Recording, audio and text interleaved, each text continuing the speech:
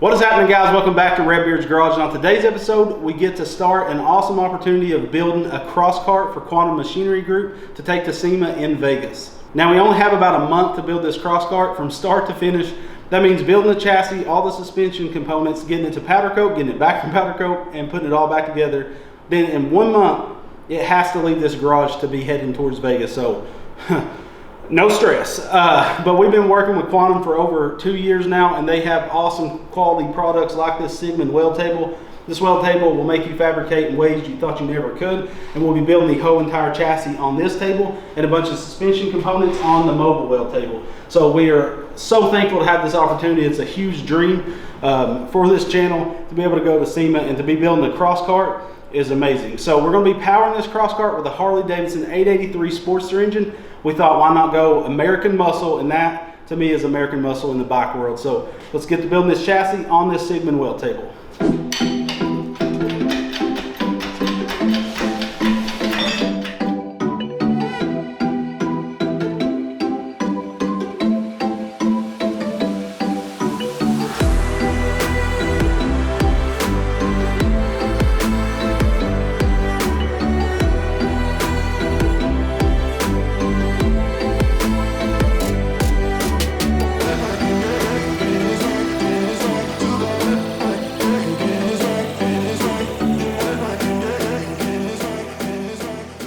Alright, so this is the way the layout's going to be. This is basically the front of my buggy. Normally I don't build them like this, so the A-arms are on each side of your feet. But for a cross cart, you want everything compact as much as possible. And if I was to bring the suspension in front of me, we're talking about a 9-foot long buggy. And that's crazy. It's already going to, it has to be, this is a 4x8 table. It's going to be a hair bit over 8 foot long. Has to be. There's no other way. Razors get away with shorter, because their seats are raised and your knees are bent. And this isn't the case. We can't do that because I don't want it tall. That's why all my buggies, when you walk up to them, they're nip high to a grasshopper. So now I'm going to clean all the Multi-Max. We use Multi-Max to coat our tables. The Blaster Multi-Max, links in the description. But makes it shine like this. But I like writing on my table as I'm building with a Sharpie, so it won't write, because that stuff's good. You know what I'm saying? All right, so we're gonna clean this, start marking everything out, and I can start bending too. Floor pan's gonna be here. It's gonna kind of bevel up to fit the wide boys. I couldn't fit in his seat. I had to go get this seat out of your trailer. Yeah. I was 6 inches from the back. Gosh dang it. So when we start a build with fresh steel, we always have to see what our overbend is. So this is 11 gauge, 1 1/4 tubing. So we have to take one stick and bend a 90 in it and check it and make sure it's a true 90 and write down that overbend. Then we can bend to 45, see what our overbend is there. It might waste, we'll use the bends later somewhere in the chassis.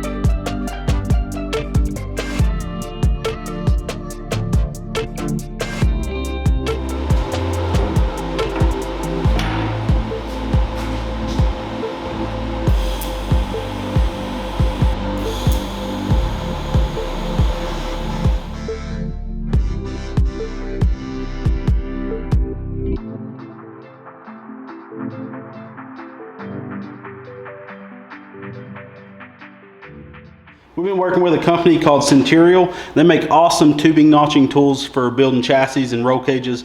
So this is their Sharpie tool. This basically can let you mark the center line of a tube. If you was to lay this on a table, you could set this to the desired gauge of your tubing and slide it right across and mark the center line. What I've done is offset it. So basically we can mark a high notch area. So basically right there, because this notch is going to be at an angle in the chassis, so it's not centered. But this is super handy because before I had this tool, this was a pain trying to line this up. So now once I got it set, I know every notch that's going on that weird plane. You can see this one's the opposite side of the chassis, so the notch is coming in from the opposite side. So I flipped this tube and marked it, so now when I notch this, it'll be for the right hand side of the chassis. Pretty awesome tools. Really cheap set of tools. And also you can download the instructions if you have a 3D printer to print all your own tooling from them, which is amazing that they even offer that. So make sure to check these out in the video's description. And also there's a discount code that gets you 5% off your order. They have these as well as these tracers that allow you to go in at a particular angle to a piece of tubing and make the cope and then draw it out on a piece of tube. So these are awesome tools. It's awesome that they're supporting the channel, so make sure to check those out in the discount code.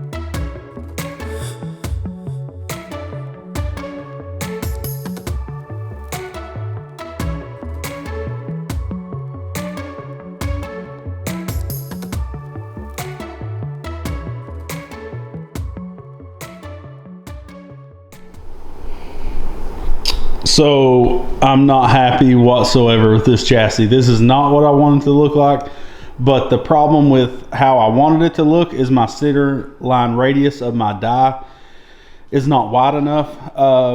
So I'm about to cut all this apart. I'm going to keep the back coupe and the floor pan's perfectly fine because I can clock this bend at any angle that I need it to fit what I'm going to do. So unfortunately, this just looks too much like an 80s dune buggy. I hate it. I don't like it one single bit. As soon as I got that front hoop, normally I don't build my chassis like this. I was trying something different, and this ain't the time to try something different. So, I mean, this has been perfectly fine as an 80s style dune buggy, but it's not a SEMA build by any stretch of the imagination. So, and by the way, this is a tires and wheels 30-inch tires on 14-inch rims. It's going to look super aggressive. But I just hate this chassis. I'm embarrassed that I even built it. So I'm gonna cut it apart and we'll show you starting fresh again.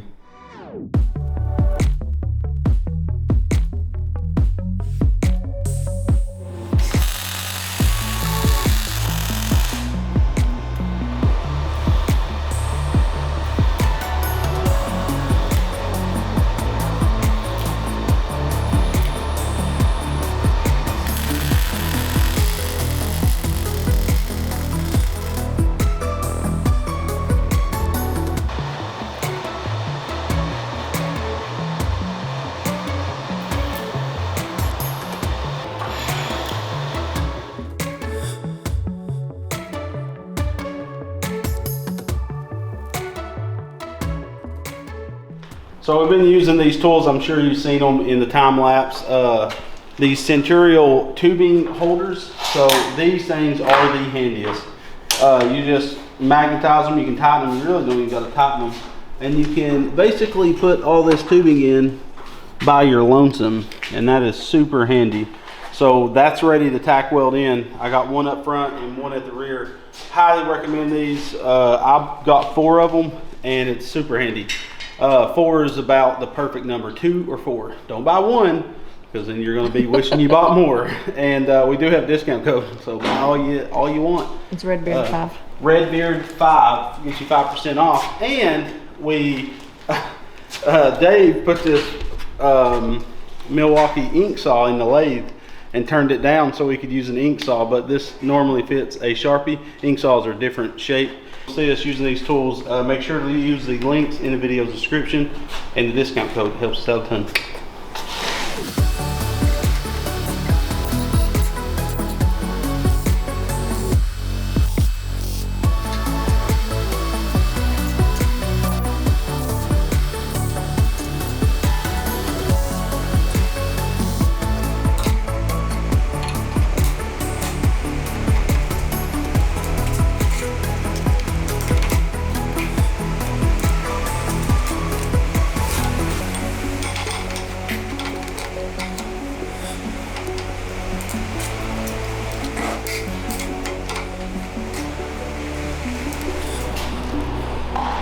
Very good. Let me take a photo.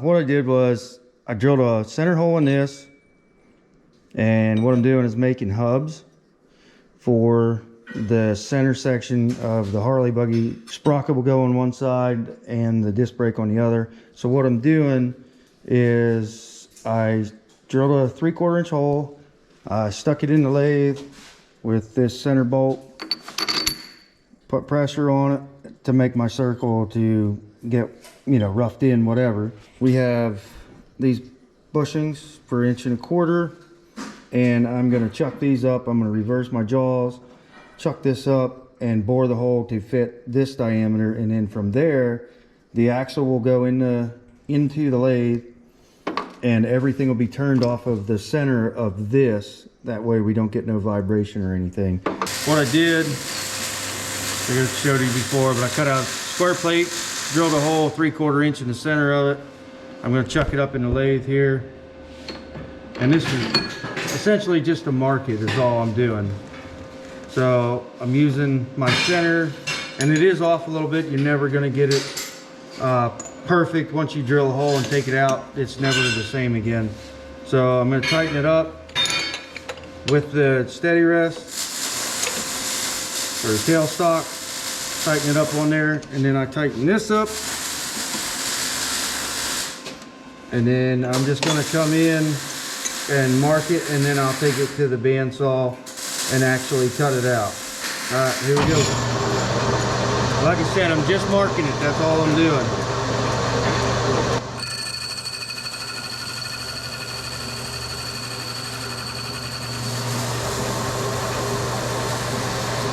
And that's it. See, it leaves a really nice guideline to cut.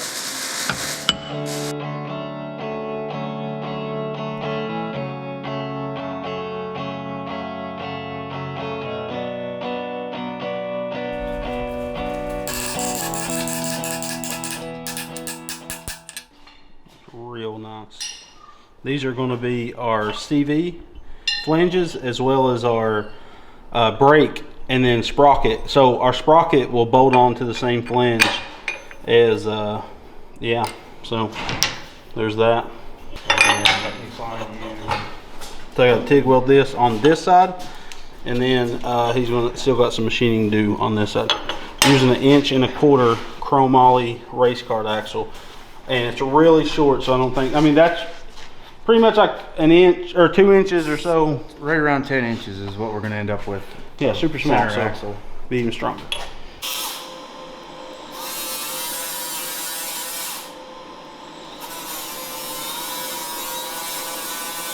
So we welded one side.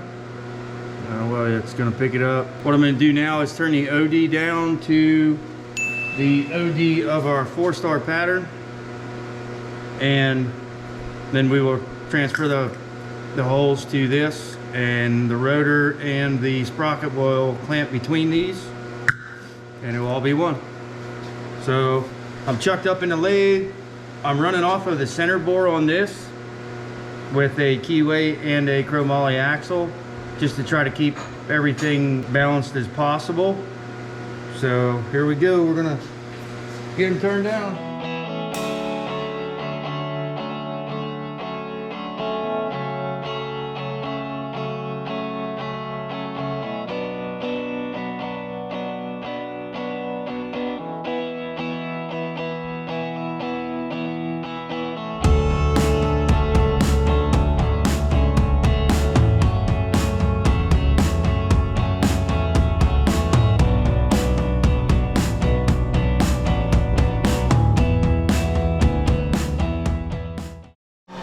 Alright, so this is the original Harley chassis, and I thought it'd be pretty cool to leave it as part of this buggy, because this is a rubber mounted 883 engine. A lot of them are solid mounted, so this is going to run a little bit smoother than just if we would have solid mounted it. So instead of coming up with all these brackets, we just kept the bottom of the chassis that I'd got, and I just did this aggressive notch with a grinder, and now this is going to set right in here and tack weld in. We have it shimmed up because of this welded bulkhead, this casted welded piece, but that ain't going to be a problem once we get the whole front section done. So we'll line this puppy up right here and give her a good old-fashioned pop boom.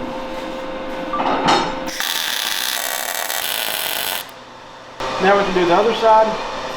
Then after this lower's mounted, I'm going to get rid of this shoulder bar because I don't like how it bends. It looks good, but we need to bring a back section back once we get our jack shaft mounted. So we can get rid of this and just do a straight piece and then do a crossbar, which is going to look a lot better in my opinion. And then we can come off and grab this original rubber mount up here, and there's one down here, and that keeps the top of the engine from rocking.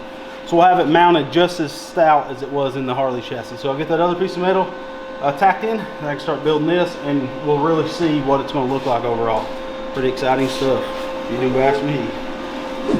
Alright, so you guys might know that these Harleys come with a belt drive, so we've swapped over to a chain drive, but this 48-2 sprocket was not going to cut it for our 30-inch tires. So look at this mother. This thing is massive, and we ordered this from Rebel Gears on Friday. Called them, told them what was going on, told them the teeth we needed and the bolt pattern. They'll custom make you any sprocket. So this will fit a 4x4 like a Miata would be, which is the CVs we're using. And we asked them for a 72 tooth. So this big mamma jamma is going to be right back here. It's freaking huge. But running 30-inch tires, we want a lot of low-end torque. I don't care if it runs 100. If it runs 80, it'll be great. We'll see what happens. It's a huge gear. But make sure to check out Rebel Gears. They got this to us. Today's Monday, and we ordered it on Friday, so that's pretty impressive. Awesome group of people, and they're in Tennessee, so that's probably why they're so great. So I came off the frame here and put that hard angle on there, and now old Davy Poo is notching up a tiny little notchy boy, and we're taking this tube, sliding it in there. So we did a aggressive notch here. We're going to tack this, and this is going to run and just end back there. We're going to put some threaded inserts in the rear. It's going to be pretty sweet. So we're going to brace this to that, and basically our chain tensioner is just going to be a manual chain tensioner. Basically it'll bolt to the block right there, and we can drag up a bearing sprocket. So once we get all this mounted and the bearings mounted, we can start the upper chassis, and once that's done, I can start doing the trailing arms. We will not have to cut the CV axles for the Miata. We're just going to bolt them on whatever length they are, and then we'll match the front to the rear.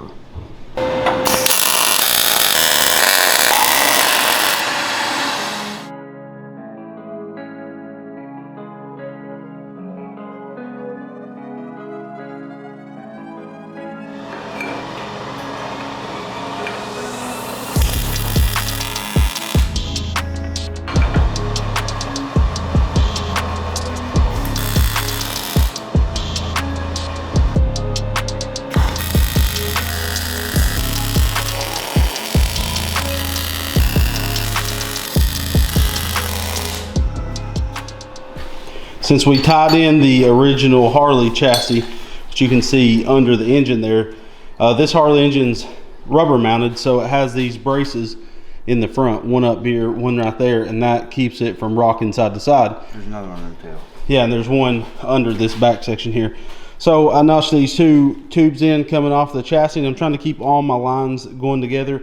And then we took the original, this was just sleeve welded from factory, so this is like a casted steel bulkhead, and we took the original 1 3/8 tube, this is the original Harley tube here, this is 1 1/4 inch, and we notched it in.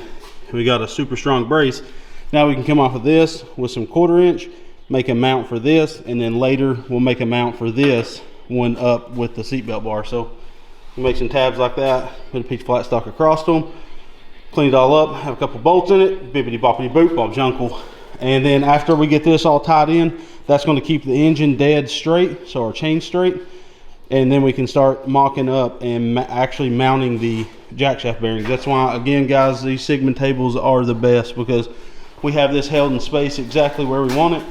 With these blocks and stuff, we even have our CV over there sitting exactly where we want it, you know, just to test stuff out. These tables are a must-have to build proper chassis, for sure.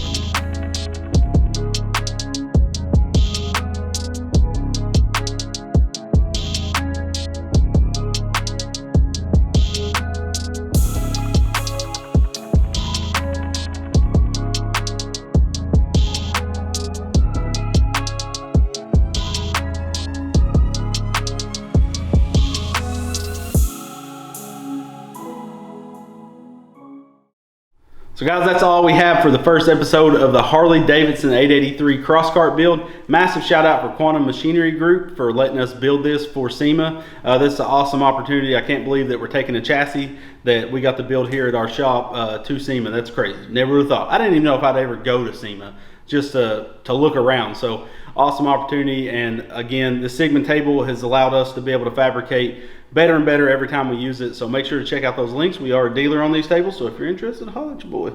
And also huge shout out to Centurial. The tooling that they sent us for tubing, notching stuff has sped up this build a ton. I had my buddy Dave running the lathe hot and heavy, building me parts for this thing, and a lot of times I didn't want to interrupt him because he's over there machining parts all day to hold tubes in space, and them Centurial tools help out a ton. So make sure to check out the links for those and the discount code. That does help us continue to do these videos.